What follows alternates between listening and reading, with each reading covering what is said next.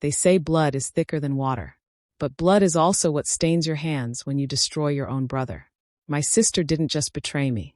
She framed me for a crime I didn't commit. Watched me get dragged out of court in handcuffs. Watched my mother turn her face away like I was already dead. She thought the case was over. She thought the video was deleted. She was wrong. My name is Desha. Before the charges, before the courtroom, before the prison walls swallowed my name, I was just the quiet one in the family. Not the favorite. Not the loud one. Not the one my parents bragged about. That was my sister, Alina. She was brilliant in public and ruthless in private. The kind of person who smiled while cutting you open and made you apologize for bleeding. Growing up, she learned one thing early. If something went wrong, Desha would take the blame. And I always did. Because that's what good brothers do. They protect. They stay silent. They forgive. I didn't know silence was training me for prison. The crime happened on a Tuesday. A financial fraud investigation at the firm where Alina worked. Large transfers. Fake vendor accounts. Money vanishing.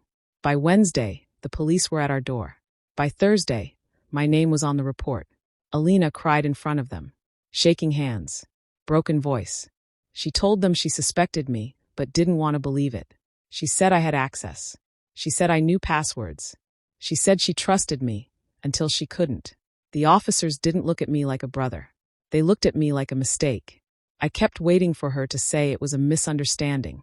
To laugh and say, "Of course not him." She never did.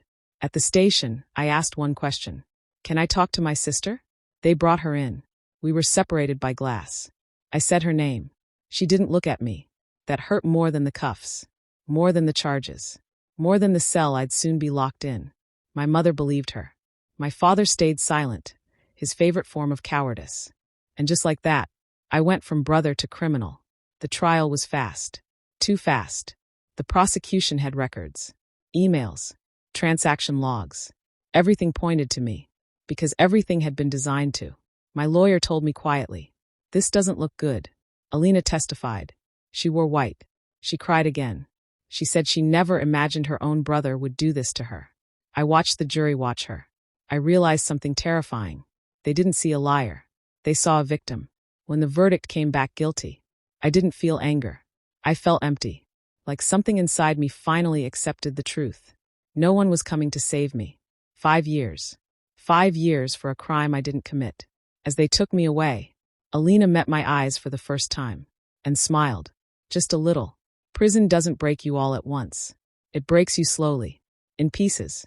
I lost friends. I lost my job. I lost the version of myself that believed in fairness. But I gained something else. Time. And in time, patterns appear. One night, while cleaning in the prison library, I found an article. My sister's firm. Under investigation again. Different name. Same structure. Same fraud. Same methods. My hands shook. Because this time, I wasn't the fall guy. I wrote letters. Dozens. Most ignored. One wasn't. A former IT contractor replied. He said something that changed everything. There was internal footage, but it disappeared. Disappeared doesn't mean destroyed. It means hidden. After months of pressure, subpoenas, and a public defender who finally believed me, the video surfaced. Security footage. Time-stamped.